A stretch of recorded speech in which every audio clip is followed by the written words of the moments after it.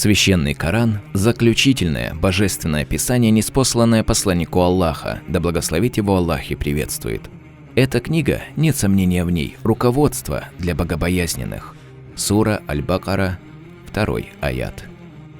Действительно, тот, кто ознакомился с этим писанием, приходит к заключению о том, что в нем нет сомнения, но руководство через него обретают лишь те, кто покорились истине и к чему сердцу нашла тропа богобоязненности. В Священном Коране сказано: «А если вы сомневаетесь в том, что мы не спаслали нашему рабу Мухаммаду, то принесите хоть одну суру, подобную суре Корана, и позовите ваших свидетелей помимо Аллаха, если вы правдивы.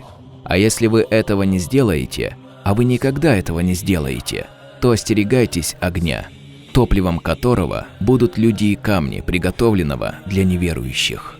Сура Аль-Бакара, 24 аят.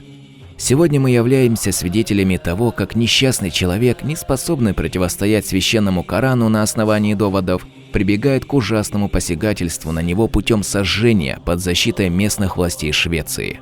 Такие нелюди должны понимать, что их война – это война с Творцом, и им в этой войне никогда и никоим образом не победить. Сами они прекрасно понимают это в глубине души. Уже в мирской жизни они обнаружат свое наказание, унижение и мучение. Остаток своих дней они заслуженно проводят в страхе и нескончаемой тревоге. Но это только начало, ведь в вечной жизни их ждет нечто большее. А отвергнувшие мои знамения и проявлявшие в отношении них высокомерие, они – обитатели ада. Они пребудут там вечно. Коран, сура Аль-Араф, 36 аят. Таково обещание Господа, а его обещание – истина.